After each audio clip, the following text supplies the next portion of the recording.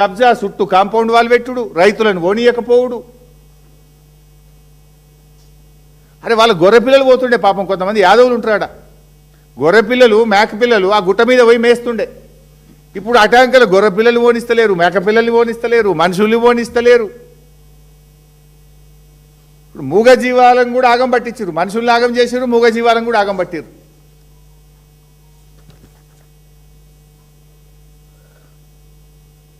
ఇది సుప్రీంకోర్టులో ఈరోజు ఈ కేసు ఇంకా పెండింగ్లో ఉంది.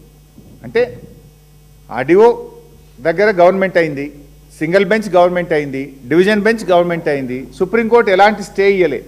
ఇది ఏ జడ్జి గారి దగ్గర ఉంది అంటే సుప్రీంకోర్టులో justice Pankaj Mittal, justice Prasanna B Varale అనే జడ్జిల దగ్గర పెండింగ్ ఉంది.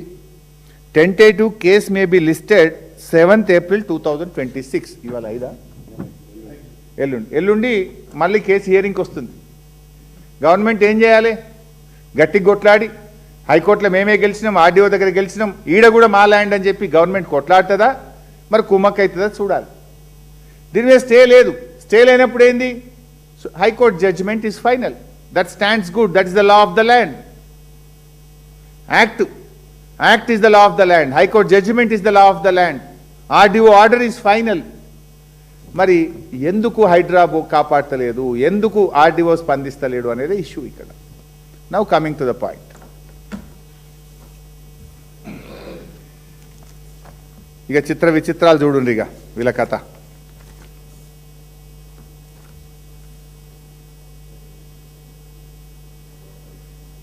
ఆడ చుట్టూ ఫెన్సింగ్ పెట్టినరు, బోర్డులు వేసినారు. ఇది ఫస్ట్ బోర్డు, ఫస్ట్ ఫెన్సింగ్ పెట్టినాక వేసిన ఫస్ట్ బోర్డు. దీని డేట్ చూడాలి. డేటు 13/12/2023. అంటే కాంగ్రెస్ గవర్నమెంట్ వచ్చినాక వారం రోజులకే. 7 తారీఖు గవర్నమెంట్ వచ్చింది, 13 తారీఖు ఫెన్సింగ్ పడ్డది. 7 తారీఖు కాంగ్రెస్ గవర్నమెంట్ వస్తే 13 డిసెంబర్ 2023 నాడు చుట్టూ ఫెన్సింగ్ పెట్టి ఇక్కడ రాసుకున్నారు. ఏం రాసుకున్నారు? This land belongs to Kohinoor group. మరి 10 ఏళ్ళు బీఆర్ఎస్ ఉంటే ఎవడు ధైర్యం చేయలే, ఎవడు ఫెన్సింగ్ పెట్టలే, ఎవడు ఈ భూమి నాదని ఎవడు రాసుకునే ధైర్యం ఆనాడు కేసీఆర్ ప్రభుత్వంలో చేయలే. కాంగ్రెస్ వచ్చిన వారంకే ఫెన్సింగ్ పెట్టినరు. This land belongs to Kohinoor group అని చెప్పి బోర్డు పెట్టినరు. ఇది 13 డిసెంబర్ 2023. తర్వాత 31 మార్చ్ 2026. ఇందులో ఏముంది? This land belongs to MEIL and Shilpa infra. MEIL and Shilpa infra. ఇటు పక్కన ఏమున్నది? Development by MEIL and Shilpa infra. Property belongs to Kohinoor group. Development ఎవరు చేస్తుండ్రు? MEIL and Shilpa infra. Shilpa infra ఎవరిది? శిల్పా ఇన్ఫ్రా ఎవరిది? పొంగులేటి శ్రీనివాసరెడ్డి కొడుకుది. శిల్పా ఇన్ఫ్రా ఎవరిది? రాష్ట్ర రెవెన్యూ మంత్రి పొంగులేటి శ్రీనివాసరెడ్డి కొడుకు గారు డైరెక్టర్గా ఉన్న కంపెనీ. ఇది ఎప్పుడు పెట్టినరు? 30 మార్చ్ 2026. కరెక్ట్గా అదే టైంలో మేము మైనింగ్ స్కామ్ అసెంబ్లీలో తీసినాం 28 తారీఖు.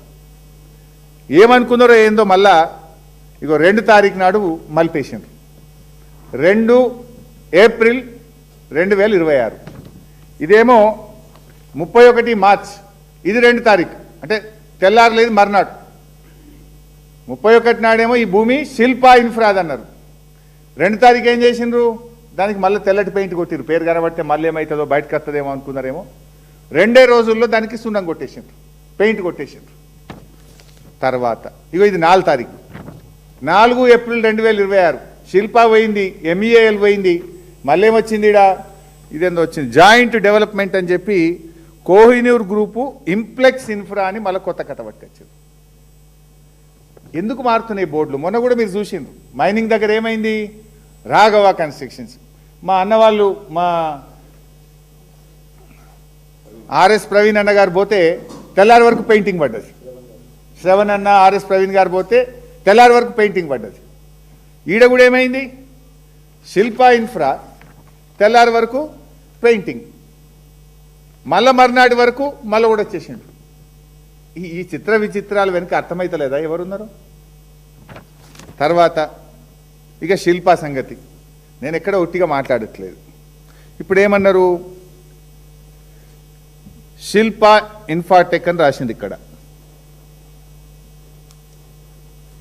శిల్పా ఇన్ఫ్రా అని రాసింది ఇక్కడ. ఇది మేము అందులోకి పోయినాం, ఏది ఆ కంపెనీ యాక్ట్లో పోయి ప్రింట్అవుట్ తీసినాం. ఇది Shilpa infra limited, Shilpa infra limited.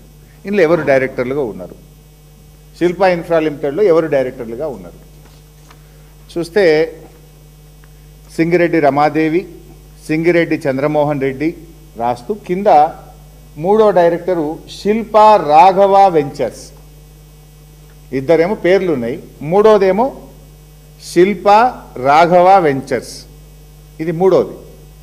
ఈ శిల్పా ఇన్ఫ్రాలో ఎవరు పార్ట్నర్లు ఎవరు డైరెక్టర్లు అంటే సింగిరెడ్డి రమాదేవి, సింగిరెడ్డి చంద్రమోహన్ రెడ్డి, అదేవిధంగా శిల్పా రాఘవ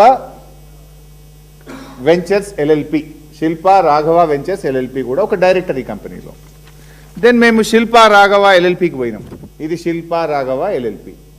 దీంట్లో ఎవరు డైరెక్టర్లు అని ప్రింట్అవుట్ తీసినాం, అది అందరికీ యాక్సెసిబుల్, ఇది ఎవరైనా వెళ్ళి ఓపెన్గా చూసుకోవచ్చు, ఇందులో సీక్రెట్ ఏం లేదు. శిల్పా రాఘవ ఎల్ఎల్పికి పోయి దీంట్లో ఎవరు డైరెక్టర్లు అని తీసినాం. దీంట్లో తీస్తే ఎవరు వెళ్ళినరు అంటే పొంగిలేటి హర్షారెడ్డి, పొంగిలేటి లోహిత్ రెడ్డి, పొంగిలేటి సప్నీ రెడ్డి డైరెక్టర్. ఇంక ఇప్పుడు ఏమర్థమైంది, ఈ భూములకి ఎవరున్నారు, శిల్పా ఇన్ఫ్రా అంటే పొంగిలేటి కుటుంబ సభ్యులు ఈ నాదర్గుల్ భూముల వెనుక ఉన్నారని స్పష్టంగా బట్టబయలైపోయింది. రెండవది ఇందులో కామన్ డైరెక్టర్ ఉన్నారు, మళ్ళీ ఒక రెండు పేర్లు, ఏవి సింగిరెడ్డి చంద్రమోహన్ రెడ్డి, సింగిరెడ్డి రమాదేవి అనే రెండు పేర్లు అందులో ఉన్నాయి, ఇంట్లో కూడా ఉన్నాయి. అంటే దీన్ని బట్టి ఏమర్థమవుతుంది ఈ భూముల వెనుక. అందుకే ఆర్డీఓ పోయి ఎందుకు కొట్టేస్తలేడు, హైడ్రా ఎందుకు స్పందిస్తలేదు అంటే రెవెన్యూ మంత్రి కుటుంబ సభ్యులే ఈ భూముల వెనుకున్నాక ఆర్డీఓ కదులుతాడా? రెవెన్యూ మంత్రి కుటుంబ సభ్యులే ఉన్నాక ఇక పోలీసు వాళ్ళు, ఇప్పుడు అమ్మ చెప్పింది ఏమన్నది, మన కౌసల్య ఏమన్నది, కౌసల్య కానీ మమత కానీ పోలీసు వాళ్ళు వచ్చి మమ్మల్ని బెదిరిస్తుంది సార్, మా మీద కేసు పెడుతుంది సార్ అన్నారు. అంటే భూములు రక్షకులే భక్షకులు అయిపోయినారు. రక్షించాల్సిన రక్షకులు కబ్జాదారుల పక్షపాతం వహిస్తున్నారు, కబ్జాదారులకు కొమ్ము కాస్తున్నారు. అందుకే భూములను కస్టోడియన్గా ఉన్న ఆర్డీఓ, ల్యాండ్ రెవెన్యూ ట్రిబ్యునల్ చైర్మన్గా ఆ భూములను కాపాడాల్సిన ఆర్డీఓ మౌనంగా ఎందుకుంటున్నాడు? పైన రెవెన్యూ మంత్రి గారి కుటుంబ సభ్యులు ఉంటే పాపం చిన్న అధికారి ఆర్డీఓ ఏం చేయగలుగుతాడు? ఇది ఒక ఆధారం. ఇప్పుడే నీకు శిల్పా ఇన్ఫ్రాటెక్, శిల్పా రాఘవ వెంచర్స్ లింక్ ఏంది, దీంట్లో ఎవరెవరు డైరెక్టర్లో మీకు చెప్పాను. ఇంకొక లింకు చూపిస్తా. వీళ్ళు మున్సిపల్ కమిషనర్ బడంపేట్కు మేము కంపౌండ్ వాల్ పెట్టుకుంటామని ఒక దరఖాస్తు పెట్టిండ్రు. ఇది దరఖాస్తు బడంపేట్ మున్సిపల్ కమిషనర్కి పెట్టిన దరఖాస్తు. ఎవరు పెట్టిండ్రు? ఎంబైఎస్ aqua square realtors private limited. ఈ aqua square realtor private limited అంటోడు ఈ భూమికి నేను కంపౌండ్ వాల్ పెట్టుకుంటా అనుమతి ఇవ్వండి అని బడంపేట మున్సిపల్ కమిషనర్కు దరఖాస్తు పెట్టాడు. సరే ఇచ్చిండ్రా లేదా నా దగ్గర సమాచారం లేదు, ఇవ్వకూడదు, ఎందుకంటే ఇది గవర్నమెంట్ ల్యాండ్. వాళ్ళు ఏం చేయాలి, ఆర్డీఓని అడగాలి ఈ భూమి ఎవరిదని. ఇప్పుడు ధరణిలో పోయి కొడితేనే అది డైరెక్ట్ గవర్నమెంట్ ల్యాండ్ అని భూభారతిలో ఈ నిమిషానికి కాంగ్రెస్ ప్రభుత్వం పెట్టిన భూభారతిలోనే అది గవర్నమెంట్ ల్యాండ్గా ఉంది. సరే అది సెకండ్ సబ్జెక్ట్. బడంపేట మున్సిపల్ కమిషనర్కు aqua square realtor private limited అనే కంపెనీ నాదర్గుల్లో ఈ 374 ఎకరాలకు మేము గోడ పెట్టుకుంటాం, కంపౌండ్ వాల్ పెట్టుకుంటాం, మాకు అనుమతి ఇవ్వండి అని దరఖాస్తు పెట్టాం. సరే మేమేం చేసినాము, ఈ aqua square realtors private limited అసలు ఈ కంపెనీ ఎవరిది, దీంట్లో డైరెక్టర్ లెవెల్లో చూద్దామని లోపలికి పోయినాం. ఇది ప్రింట్అవుట్ తీసినామా, ఓపెన్, ఇది public document. Aqua square realtors private limited, ఇందులో ఎవరు డైరెక్టర్లు ఉన్నారు. దీంట్లోకి పోతే సరే ఇందులో కోహినూర్ కన్స్ట్రక్షన్స్ ఉన్నది, న్యూ హైదరాబాద్ రియల్టర్ డెవలపర్స్ ఉంది, మూడో పేరు crystal mansions India private limited అనే కంపెనీ ఉంది. ఇది crystal mansions India private limited అనే కంపెనీ. ఈ aqua square realtor private limited ఎవరైతే దరఖాస్తు పెట్టినరో మున్సిపల్ ఆఫీస్లో గోడ కట్టుకుంటామని, ఈ ఆక్వా ఎవరిది అంటే అందులో 3-4 పేర్లలో ఒకటి crystal mansions India private limited అనే కంపెనీ కూడా డైరెక్టర్గా ఉన్నది. సరే అసలు ఈ crystal mansion India private limited ఎవరిది అని మళ్ళీ దాంట్లోకి పోయినాం. ఇది crystal mansion India private limited ఎవరిది అని లోపలికి పోతే దీంట్లో డైరెక్టర్గా పొంగులేటి హర్షారెడ్డి గారు ఉన్నారు అనేది డాక్యుమెంట్ చూపిస్తుంది. అంటే ఇది దిస్ డాక్యుమెంట్ ఈజ్ ఎప్పుడు ఇది 2024లో ఉన్నట్టుంది, 24 25. ఇందులో పొంగులేటి హర్షారెడ్డి గారు డైరెక్టర్గా ఉన్నారు. అంటే కాంపౌండ్ వాళ్ళకు దరఖాస్తు పెట్టిన దాని వెనుక కంపెనీలో వీరి సంబంధం కనబడతా ఉంది. తర్వాత ఈ భూమి ఆ బోర్డులు పెట్టుకున్నారు గోడ మీద, శిల్పా కన్స్ట్రక్షన్స్, శిల్పా ఇన్ఫాటెక్ లిమిటెడ్.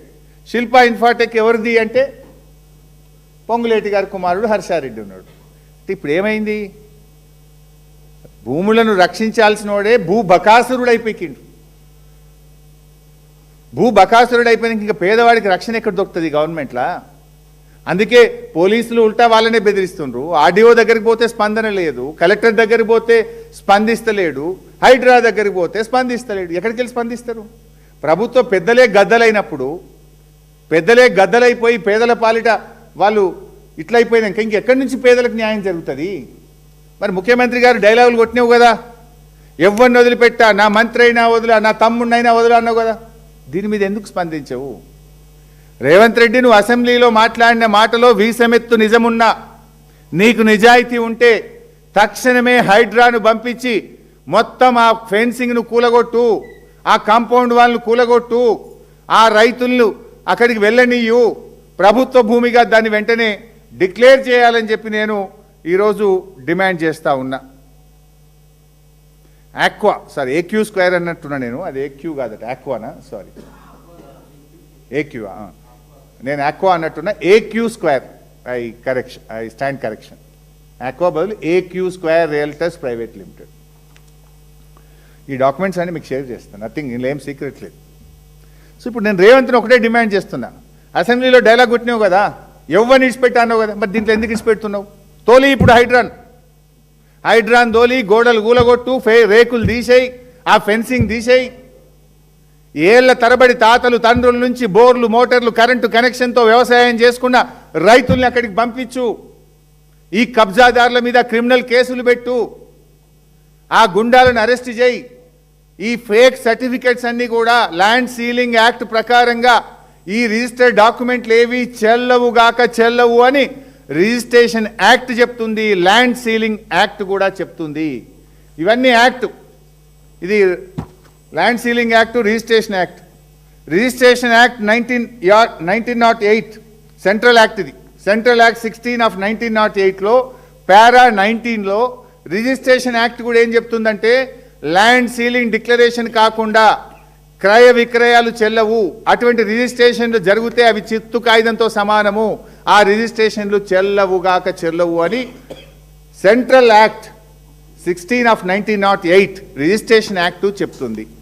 అదేవిధంగా ల్యాండ్ సీలింగ్ యాక్ట్లో కూడా స్పష్టంగా అందులో కూడా చెప్పడం జరిగింది, ఈ క్రయ విక్రయాలు చెల్లవు. కమాన్ యాక్ట్, నువ్వు మాట మీద ఉండేవాడివైతే, నీ మాటలో నిజాయితీ ఉంటే, నీకు చిత్తశుద్ధి ఉంటే, నువ్వు రక్షకుడివైతే తక్షణమే ఆ భూముల చుట్టూ ఉన్న గుండాలను అరెస్ట్ చేయి, క్రిమినల్ కేసులు పెట్టు, భూమిని స్వాధీనం చేసుకో, పెట్టిన కాంపౌండ్ వాళ్ళను గోడల్ని వెంటనే హైడ్రాను పంపించి కూలగొట్టి నీ నిజాయితీ రుజువు చేసుకో. ఈ డాక్యుమెంట్లన్నీ రద్దు చేయి. చట్టం నువ్వు కొత్త చట్టం చేయాల్సిన అవసరం లేదు, రిజిస్ట్రేషన్ చట్టం చెప్తుంది, ల్యాండ్ సీలింగ్ చట్టం చెప్తుంది, డాక్యుమెంట్లన్నీ కూడా రిజిస్ట్రేషన్ డిపార్ట్మెంట్కి ఆదేశాలు ఇచ్చి క్యాన్సిల్ చేయి. ఆనాడు చంద్రబాబు పోరాడిండు, రాజశేఖర రెడ్డి ప్రభుత్వ భూమిగా డిక్లేర్ చేసిండు, కేసీఆర్ గారు కాపాడిండు. నువ్వు కాపాడుతావా, వాటిని భక్షిస్తావా? ఆ భూములను పేదలకు ప్రభుత్వానికి దక్కేలా చూస్తావా?